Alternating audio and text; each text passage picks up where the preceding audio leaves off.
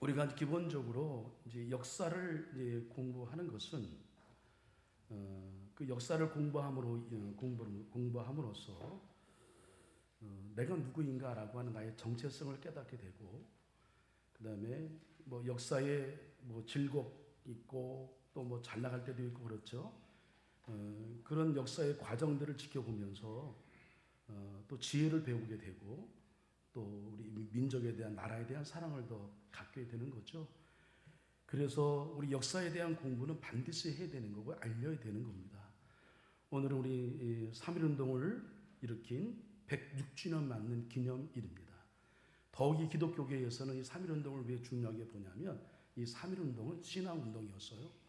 3.1운동은 하나님께서 주신 마음을 갖고 나라의 독립을 위하여 그렇게 분연히 일어났던 사람들, 많은 분들이 우리 기독교인들이었습니다. 그리고 실제로 교회가 이 3.1운동의 중심이 되었고, 거기서 모든 일이 다 이루어지게 되었고, 여러분 민족 대표 33명 가운데 16명이 자랑스럽게도 우리 기독교인이고, 그 중에 16명 중에 9명이 여러분 더 자랑스럽게 우리 감리교 교인이었습니다.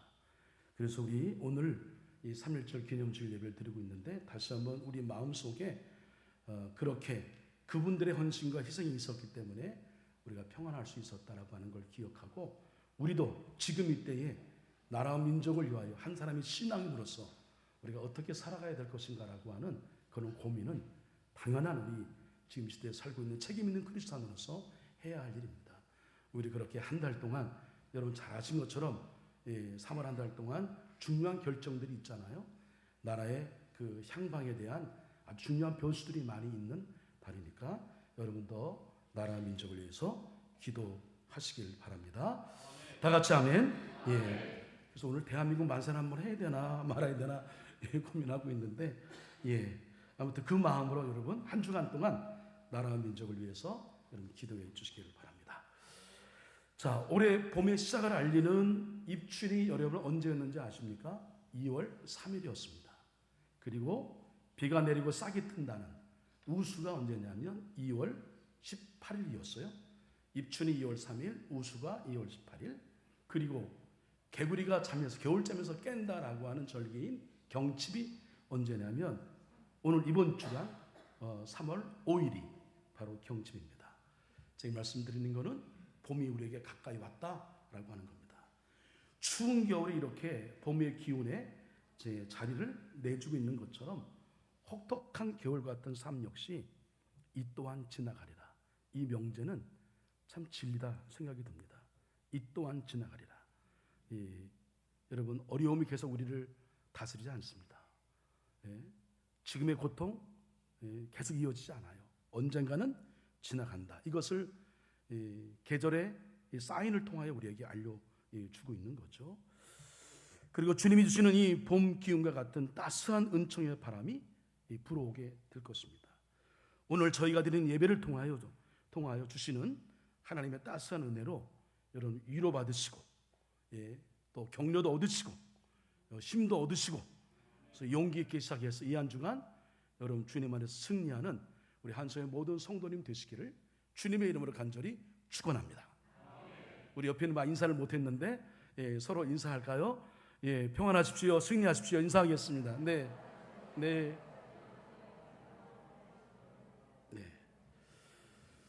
여러분 우리 교회가 어떤 교회였으면 좋을까요? 여러분 다 바람이 있습니다. 어떤 분은 우리 미래 세대 교육에 힘쓰는 교회가 되었으면 좋겠다. 어떤 분은 교회의 본연의 사명인 선교의 사명을 더 잘하는 교회가 되었으면 좋겠다. 어느 분은 이 지역 사이에 정말 도움이 되는 여러 가지 많은 구제와 봉사 프로그램을 통해서 교회가 해야 될 지역 사회의 사명을 감당하는 교회가 되었으면 좋겠다. 여러 이런 바람이 있을 겁니다. 근데 여러분 중요한 질문은 우리가 바라는 교회의 상이 정말 그것이 옳은 것일까요? 그게 정말 옳은가? 여러분 우리 교회를 많은 분들이 그 방문해서 공통적으로 느끼는 것, 우리 교회가 어떻다 하는 것에 대하여 많은 분들이 첫 번째로는 한서교회가 참 따뜻한 교회다 이런 얘기합니다. 다 같이 아멘. 오면 이렇게 뭔가 마음이 이렇게 높고 좀 편안한 마음이 있대요. 그리고 우리 한석교회가 무엇보다도 이제 뭐 우리가 바깥은 그래도 내부적으로 교회를 우리 아는 지방의 목사님이나 장로님들은 우리 교회가 내부적으로 얼마나 바뀌었는가, 얼마나 깔끔하게 변하고 있는가라고 하는 것을 알고 있죠. 그래서 한석교회가 참 정돈이 잘 된 교회구나라고 하는 이미지를 또 갖기도 하고, 어떤 그 성도님들은 한석교회 역시 제일 기억나는 것은 밥을 잘해. 밥이 제일 맛있어. 이렇게 밥 잘하는 교회로 우리가 소문이 나기도 했습니다. 또 한편은 지난번에 우리 그 지방회 때에 성가대 시원 성가대를 비롯해 많은 분들이 함께해서 찬양을 드렸는데, 그 찬양을 들은 이후에 많은 사람들이 역시 찬양하면 한석교회야. 여러분 다른 교회 얘기하는 우리 교회 얘기인데 다 같이 아멘. 이렇게 막 들으니까 너무 기분이 좋더라고요. 근데 과연 그렇게 제가 들어 기분 좋은 교회가 이게 옳은 건가? 라는 생각이 듭니다. 결론적인 말씀을 드리면, 진정한 옳고 바른 교회는 주님이 원하시는 교회가 옳고 바른 교회인 줄로 믿습니다. 그래서 우리가 이 시간에 교회론에 대한 공부를 하고 있는 겁니다. 교회론의 근거가 되는, 뿌리가 되는 예수님이 공생의 기간 동안에 이제 마지막 사역을 마치고 고별 설교라는 중에 이 교회에 대한 설계도를 그려주셨습니다. 그 설계도 안에는 교회가 어떤 것이냐, 교회의 어떤 정체성, 그리고 교회의 DNA, 교회의 어떤 원형, 본질, 이것이 무엇인지를 알려주었죠. 그 첫 번째가 뭐냐면 바로 사랑의 공동체다. 그것도 그냥 사랑의 공동체가 아니라 사랑으로 똘똘 뭉쳐서 뜨겁게 서로 사랑하는 교회, 이 교회가 되어야 된다. 왜 그래요? 그렇지 않으면 박해를 견디기 어려우니까. 여러분 적잖이 우리 안에 교회에서 애매한 소리 듣고 마음에 상처받지 않은 사람 없어요. 이래저래 상처받으면 대부분 많은 사람들이 목회적으로 좀 신경 쓰이고 바빠지죠. 소위 시험에 드십니다. 이래저래 마음의 상처. 근데 따지고 보면 그게 상처받을 일이긴 분명하나 그것 때문에 교회에 안 나올 일은 아니에요. 그런데 교회를 쉽게 접기도 하고 뭐 그런 경우를 보게 됩니다. 지금의 이 상황, 박해의 상황은 우리가 아는 이 정도의 상황이 아니란 말이에요. 죽고 사는 문제예요. 그것도 한 차례가 아니에요. 3차례 박해가 있었어요. 그러니 교인들이 떠나가죠. 배교하죠. 원래 있던 유대교로 다시 돌아가죠. 근데 그런 상황 가운데에 교회를 지키기 위해서, 성도를 지키기 위해서, 그러기 위해서는 우리 믿는 사람끼리 너희끼리 똘똘 뭉쳐 사랑해야 한다. 예수님이 제자들을 사랑하시되 그 제자들을, 그 자기 백성들을 끝까지 사랑했다. 너희끼리 서로 사랑해라. 자기 백성들을 끝까지 사랑하시느냐, 여기에 중요한 그 포인트가 있어요. 그래서 예수님이 이것을 가르쳐 사랑이란, 하나님 사랑, 이웃 사랑은 율법의 강령입니다. 다 성경 털면 결국은 하나님 사랑, 이웃 사랑이 마지막으로 남는 거예요, 엑기스로. 근데 그걸 모를 리가 없단 말이에요. 율법의 대강령인데.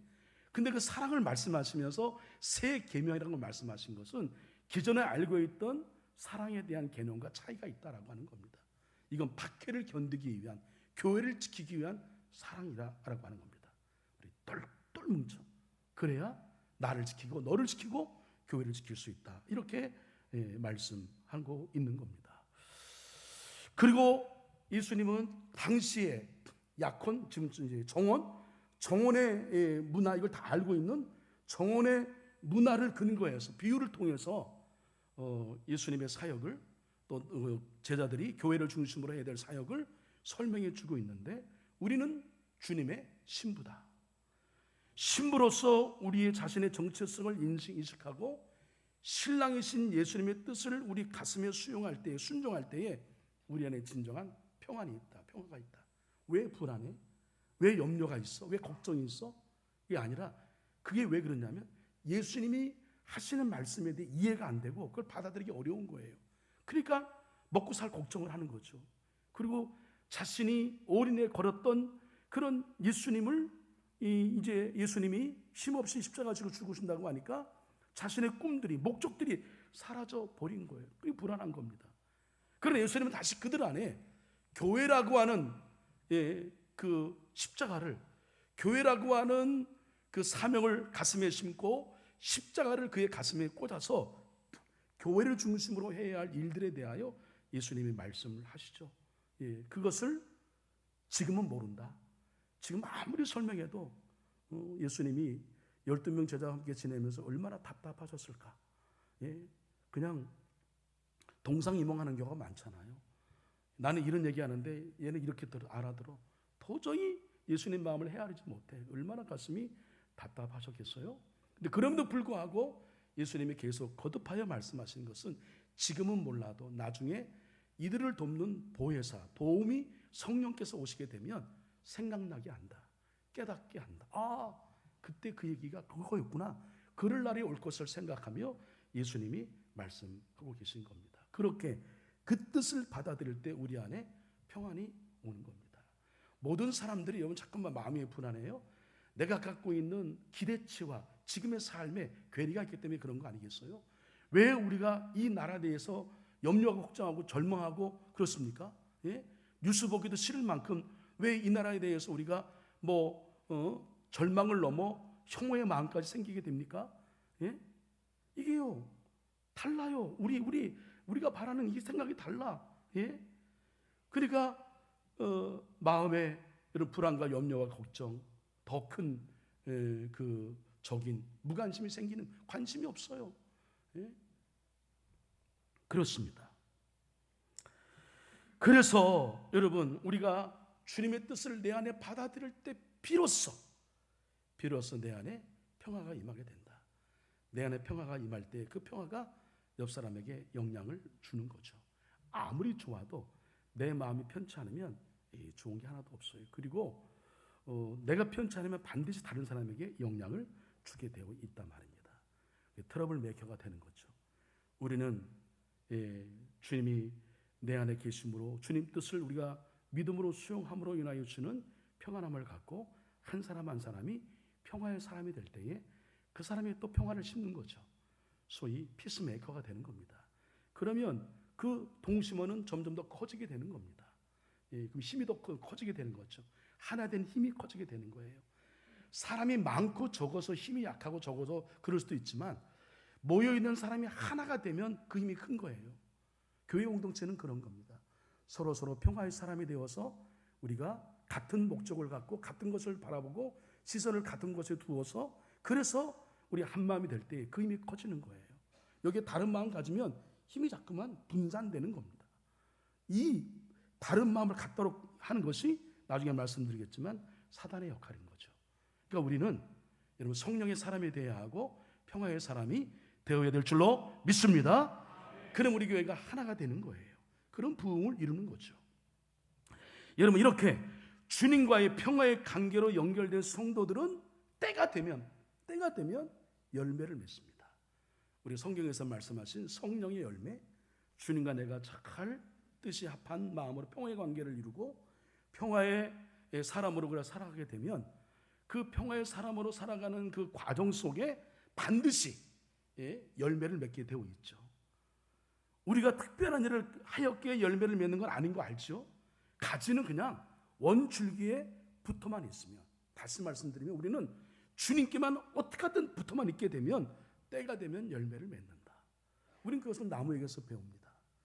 우리 교회 마당에 몇몇 구리의 과실수가 있잖아요. 유실수가 있죠. 감나무도 있고 모가나무도 있고 지난해에는 대추가 대박이었습니다. 그 성도님들 드신 분 많이 계시죠? 하나만 드시라고 했는데 몰래 두세 개 먹은 사람 다 조사했습니다. 여하튼 대추가 아주 크게 잘 열렸어요. 조금 있으면 저 죽었던 나무의 줄기에서 새순이 돋아날 겁니다. 그리고 꽃이 필 거예요. 그리고 매우 철학적인 표현인데 꽃이 진 자리에 꽃이 져서 사라짐이 아니라 진 자리에 뭐가 맺어요? 열매가 맺힙니다. 매일마다 기적을 보는 거예요. 너무도 신비롭죠. 그런데 그 열매가 맺기까지 우리가 한 일은 사실은 거의 없어요. 우리가 걸음을 주지 않았습니다. 영양제도 주지 않았어요. 특별히 한 것이 없어요. 그런데 땅에 심겨지고 가지가 원줄기에 연결되어 있으니까 우리 눈에 저절로 열매가 맺어진 것, 그렇게 보이는 거죠. 물론 우리는 배웠잖아요. 이 생물학이나 자연과학을 공부한 사람은, 조금이라도 배운 사람은 저기에 열매를 맺기까지 얼마나 생명의 운동들이 아주 복잡다단하게 신묘막측하게 일어났다라고 하는 것을 우리는 알지만, 그러나 표면적으로 볼 때는 한 일은 없어요. 생각해 보면 우리도 그런 것 같아요. 우리가 노력해서 얻은 것이 얼마나 될까? 내가 지금 누리고 있는 이 평화, 내가 누리고 있는 이 축복, 이 행복, 이게 과연 우리의 노력으로 이루어진 것인가? 우리의 힘이 아니었다. 우리의 노력이 아니었다. 우리의 공로가 아니었다. 전적인 하나님의 은혜였다. 이 사도 바울의 고백이 저와 여러분의 고백인 줄로 믿습니다. 그 열매가 맺어지는 것을 볼 때에 우리 안에 저절로 샘물이 흐르듯 기쁨이 넘쳐나는 거죠. 얼굴에 웃음이 나요. 마음속에 뿌듯함이 밀려오고 입술에는 노래가 나오고 찬송이 나오고, 또 기쁘면 막 춤도 춥니다. 저는 아직까지 그런 경험은 없습니다만 이미 경험하신 분들이 하는 이야기가, 지금까지 인생을 헛살았다. 이 세상은 손주가 없었던 세상과 손주가 있었던 세상 둘로 나뉜다, 이렇게 얘기합니다. 근데 그게 맞는 것 같아요. 주변에 있는 일 보면. 우리 어제 우리 초하루 새벽기도회 세달 특별 새벽기도회 마치고 우리 잠시 기회견의 모임 갖고 아침 식사 나누고 장로님들하고 차 마시며 담소했는데, 그때 때마침 캐나다에서 이 페이스톡인가요? 페이스 그 화면 보고 통화하는 영상 통화 전화가 왔습니다. 그랬더니 장로님 얘기하자마자 벌떡 일어나서 아주 그냥, 저는 지금까지 이영호 장로님이 그렇게 나긋나긋한 모습은 처음 봤습니다. 저분이 저렇게 애교가 많으신 분인 줄 몰랐어요. 그냥 그 손주 보고 녹아납니다. 예. 손주가 그렇게 자라는 모습이 기쁨이에요. 열매가 맺히는 것에 대한 기쁨을 아십니까? 여러분, 저도 뭐 많지는 않지만 이제 뭐 이게 화초 이렇게 키우는 걸 그냥 뭐 성도님이 주셔가지고 또 그냥 있어서 이제 키우는데 매일매일 관심을 기울여요. 아, 얘네들이 또 방에 있어도 그 방 안에 봄, 여름, 가을, 겨울을 얘네들이 다 지내. 입이 떨어져가지고, 입이 떨어진 얘가 이게 제가 보기에는 죽은 것 같지는 않은데 아직까지 이게 낌새가 없어. 그나마 그래도 이제 그 소망하면서 이제 물을 막 이렇게 분무기로 뿌려주면서 기다리는데, 예? 다른 곳에 모르는데 거기 말고 다른 곳에 연한 새순이 올라와요. 새순이 올라왔다, 이건 뭐예요? 살았다라고 하는 겁니다. 그게 조금씩 여러분 나오는 그 아주 연한 연두빛 여러분 색깔, 야, 그걸 어떻게 표현해? 너무 예쁘잖아요. 그죠? 그 기쁨이 있단 말이에요. 열매를 맺으면서 주는 기쁨. 이런 기쁨이 예수님과 연결된 자에게, 예수님과 연결된 교회에게 흘러 넘쳐야 한다.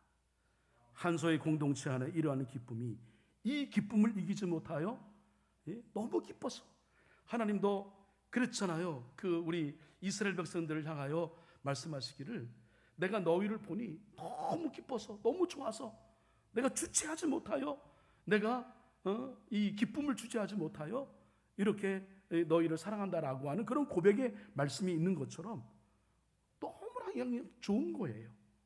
우리 교회가, 우리 성도님들이 이렇게 신앙적인 열매를 맺어감으로 인하여 주시는 그런 놀라운 기쁨이 우리 주님에게 드려지고, 우리도 그 기쁨을 우리 한소교회 공동체 안에서 만끽하는 저와 여러분 되기를 주님의 이름으로 간절히 축원합니다.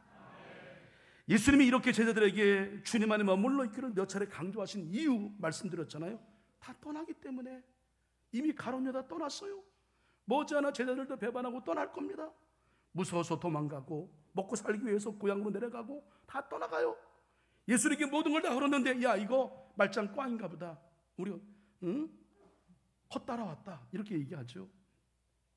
후에 부활하신 예수님이 가까스로 추스려서 그들을 갈릴리로 예루살렘으로 오게 합니다만, 여전히 제자들의 의지는 약하기 짝이 없어요. 그래서 교회를 세우고 박해의 상황에 올 때는 그 의지는 더 약해질 거예요, 분명히.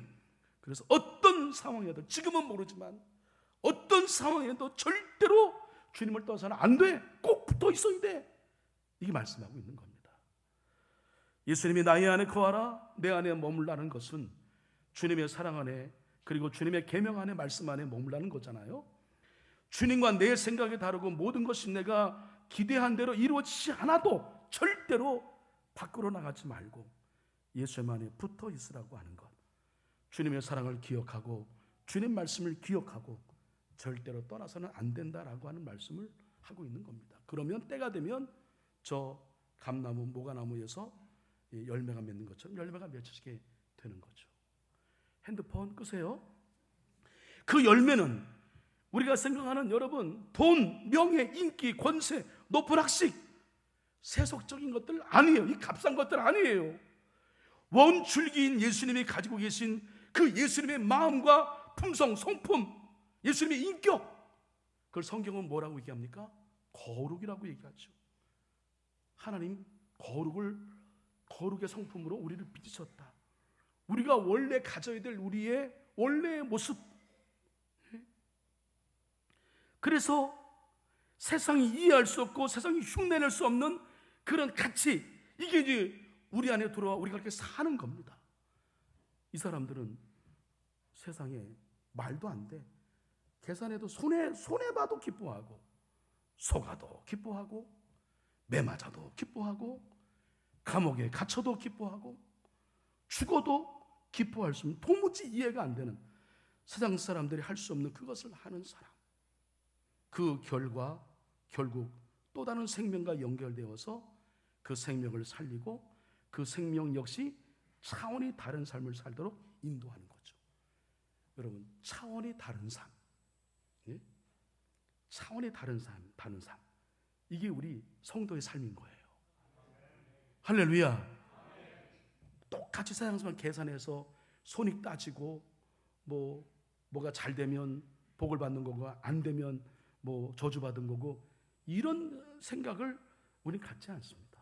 우리는 주님 때문에, 주님의 영광을 위하여, 하나님의 뜻을 위하는 것이라면, 예수님을 닮아가는 우리의 거룩을 향한 신앙의 목표를 이루는 진정한 순례자의 삶을 살아가는 과정 속에 때때로 애매하게 욕을 먹고 손해보고 뭐 이상한 얘기를 듣고 이래도 하나도 마음 상하지 않아. 오히려 기뻐. 그게 오히려 야, 너 진짜 찐 크리스찬이야 라고 증명하는 것 같아. 할렐루야. 이런 사람이 우리예요. 우리 이 마음으로 11절 말씀 다시 한번 읽습니다. 시작. 내가 이것을 너희에게 이름은 내 기쁨이 너희 안에 있어 너희 기쁨을 충만하게 하려 합니다. 예수님과 연결되어 있을 때 우리는 예수님의 기쁨이 우리 안에 흐르는 것을 경험하죠. 그것이 충만하면 그 기쁨을 또 다른 생명에게 유통할 수 있게 되는 겁니다. 그렇게 하는 것이 교회인 거죠. 그렇게 사는 사람이 여러분 크리스찬 성도인 거예요. 그런데 예수님과 연결된 삶이 여기까지면 얼마나 좋아요? 그 다음에 따라오는 것이 있어요. 자, 뭘까요? 18절 19절 말씀, 우리 세 번역의 말씀으로 준비했는데 읽습니다. 시작. 세상이 너를 미워하거든 세상이 너희보다 먼저 나를 미워하였다 하는 것을 알아라. 너희가 세상에 속하여 있다면 세상이 너희를 자기의 것으로 여겨 사랑할 것이다. 그러나 너희는 세상에 속하지 않았고 오히려 내가 너희를 세상에서 가려 뽑아냈으므로 세상이 너희를 미워하는 것이다. 주님을 위해 살 때, 그래서 그 우리 안에 영적 기쁨이 충만한 삶을 살 때 잊지 말아야 할 것은 반드시 사단의 방해와 사단의 시기가 있다. 세상으로부터 미움을 받게 되는 일이 반드시 있다. 그 미움은 우리가 세상에 속한 것이 아니라 오직 주님께 속한 것이라고 하는 증거가 되는데, 왜냐하면 그럴 수밖에 없는 게 예수님이 우리에게 가르쳐 주시는 삶과 세상의 가치는 충돌할 수밖에 없어요.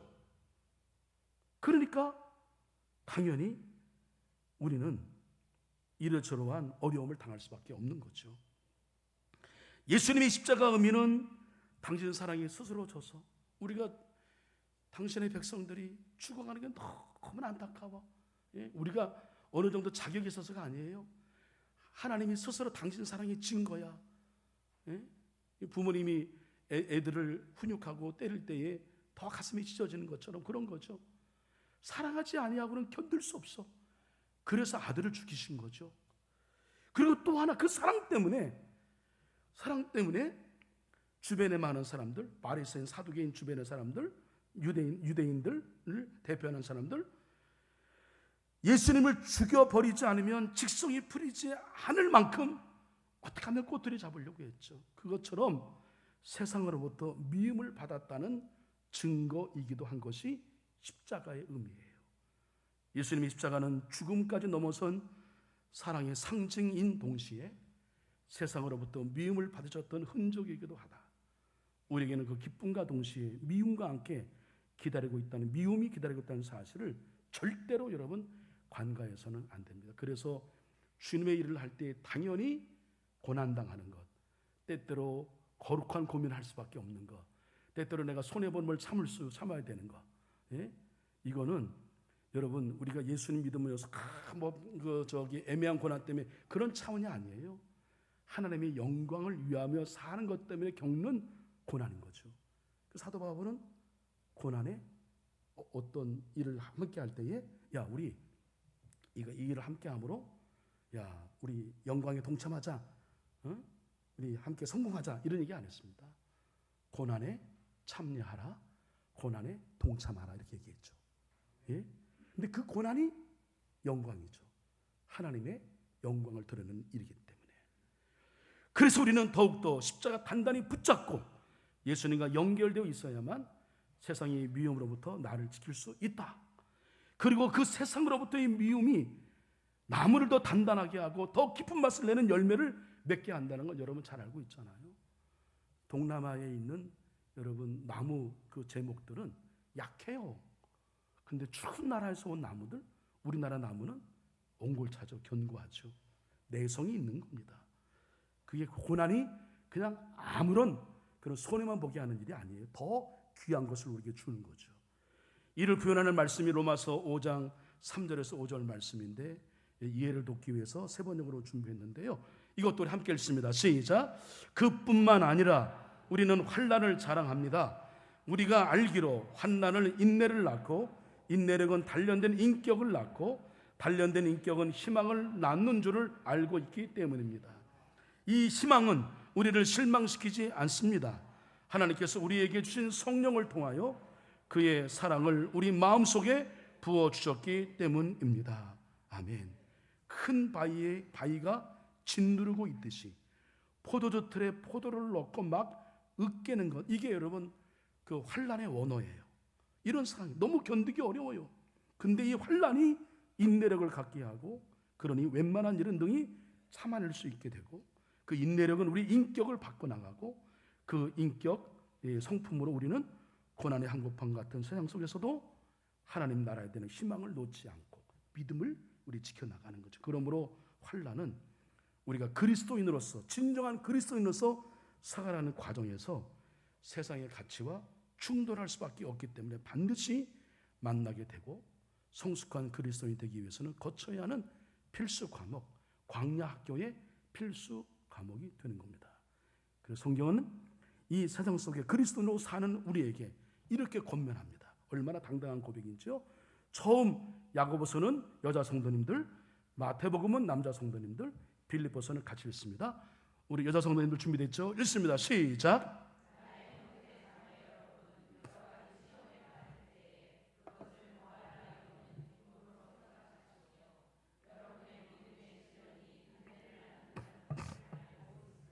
아멘. 마태복음 5장 우리 남자 성도님들 시작.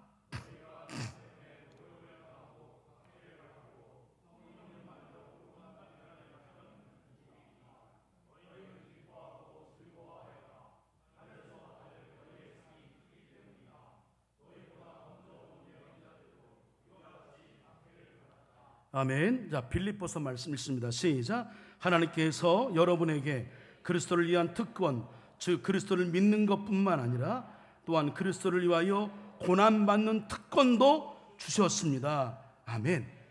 고난받는 특권을 주셨다. 그것이 영광이 되는 것을 알기 때문에, 그것이 나를 나되게 하고 진정한 성도 되게 하기 때문에 그것이 오히려 축복인 것을 말씀했습니다. 이 역설의 진리를 알아야 진짜 크리스찬이에요. 눈에 보이는 거 번성하고 뭐 잘되고 이래야 축복이, 그건 얕은 수준의 신앙입니다. 우연히 TV를 보는 중에 제가 몇 차례 말씀을 드렸는데 커피와 관련된 다큐 같은 프로그램을 하더라고요. 한 1시간, 2시간 정도 했는데 매우 인상 깊게 봤습니다. 뭐 제가 개인적으로 커피를 좋아하는 것도 있습니다만 이거 보고 제가 더 커피를 좋아했어요. 여러분, 지금 전 세계에 커피 산업을 점령하고 있는 것이 여러분 잘 아시는 대로 별다방이죠. 예, 스타벅스와 이 경쟁하는 우리나라 토종 브랜드가 있습니다. 그 토종 브랜드가 뭐냐면, 요건 기억하세요. 그래서 여기 많이 이용하세요. 테라로스입니다. 테라로스. 강릉에서부터 시작되었어요. 근데 여기 광화문에도 있고 부산은 뭐 어마어마. 인터넷 뒤져보니까 나중에 부산 갈 일 있으면 테라로스 한번 들렸다 오세요. 근데 이제 이 어떻게 스타벅스와 맞짱을 뜨냐, 경쟁하느냐, 이 커피 맛을 잘 내야 되잖아요. 근데 커피 맛을 결정하는 몇 가지 요소 중에 중요한 게 뭐냐면 로스팅의 과정. 커피를 볶는 거죠. 열을 내어서. 차는 이렇게 덮는다고 얘기하는데 커피는 볶습니다. 근데 그 커피를 볶는 과정에서 어떤 온도로 어떤 만큼의 그 커피를 볶냐에 따라서 맛이 그야말로 천차만별인데, 커피 생두 자체는 잘하신 것처럼 아무 맛도 없어요. 근데 그것이 로스팅의 작업을 거치면 600여 가지의 맛으로 변한대요. 야, 600여 개의 가지를 어떻게 다 셌어? 근데 기본적으로 뭐 커피 쓴맛 좋아하는 분 있고 신맛 좋아하는 분 있고 거기에 살짝 단맛도 좋아하는 분 있고 뭐 과일향도 들어가는 거 좋고 뭐 민트향 이런 거 들어가는 사람도 있고 그렇죠. 예. 근데 이제 커피가 오래돼서 향이 안 나니까 거기다가 향을 입힌 게 여러분 뭔지 아세요? 갑자기 생각이 안 나는데. 헤이즐넛. 네. 걔는 먹지 마세요. 네. 여하튼 그렇습니다. 여러분, 열로 볶아질 때에 600개의 맛을 낸다. 저는 이걸 하나님의 음성으로 들었습니다. 우리가 고난당하는 거, 이게 막 포도주 스트레스 막 짜내고 바위가 나를 짖는 것도 고통이야. 견디기 어려워. 근데 그 과정 속에 우리가 진정한 신앙인으로서 내성이 길러지고 영적 내성이 길러지고 우리의 신앙이 깊어진다. 할렐루야. 그러니까 고난을 거치지 않은 사람은 진짜 신앙이라 얘기할 수 없는 거예요. 예? 사랑하는 한소의 가족 여러분, 그 깊은 맛, 그런 과정을 통해서 얻어지는 열매, 이게 아주 더 깊은 맛을 내는 거죠. 그것으로 인한 그 열매가 맺어짐으로 인한 기쁨이 있는 겁니다. 우리가 짓고 우리가 만들어가야 할 예수님이 그리신 교회의 DNA 중에 하나가 기쁨이다. 그 기쁨은 주님과 연결되고 있어서 맺게 된 열매를 보며 주시는 자연스러운 은총이다. 우리는 주님과 연결되어 있을 때에 기쁨을 얻는 거죠. 세상으로부터 미움도 받게 될 것입니다. 그러나 그 미움으로 인하여 더 깊은 차원의 기쁨을 발견하게 될 것이다. 이게 성서의 진리입니다. 예? 어떻게 이런 상황 속에서도 주님과 연결되어 있어 기쁨을 노래하는 공동체 될 수 있을까요? 우리의 힘으로 안 돼요. 예? 택도 없어요, 여러분. 노력하지만 잘 안 돼. 우리 인간의 본성이 나와. 은혜 받아야 됩니다. 성령이 나를 지배해 주셔야 돼. 그래야 내 자아를 짓눌러 내 꿈틀꿈틀 올라오는 이 내 예품성을, 성품이 이게 사라지게, 죽어지게 되는 거죠. 우리 교회가 이런 상황, 어떤 상황 속에도 주님과 연결되어 있어서 기쁨을 노래하는 공동체가 되었으면 정말 좋겠습니다. 주님과 연결되어 있기에 세상으로부터 미움을 받을 터인데 오히려 그것으로 공동체가 더 단단하고 옹골차지고 더 깊고, 그래서 교회 안에 여러분 이러저러 어려움 있는 거 절대로 여러분 그것 때문에 여러분 너무 속상할 필요 없습니다. 그 과정을 통해 우리는 더 깊어지는 거예요. 더 옹골차지는 겁니다. 더 단단한 그런 탐스러운 열매를 맺는 거예요. 그러니까 뭐 환난아 오라, 고난아 와라, 뭐 그러저런 문제 있으면 우리를 더 맛을 깊게 내게 하기 위해서 하나님이 이런 과정을 거치신구나. 할렐루야. 그러면 되는 거예요. 그런 교회, 우리 한석교회가 되기를 간절히 축복합니다. 기도하겠습니다. 사랑의 하나님, 우리 한석교회가 사랑과 평화의 공동체가 되어서 때가 되어 옹골차고 탐스러운 열매를 맺는 교회가 되므로 우리도 기뻐하고 하나님도 기쁘시게 드리는 우리 교회가 되게 하여 주시옵소서. 예수님의 이름으로 기도합니다. 아멘.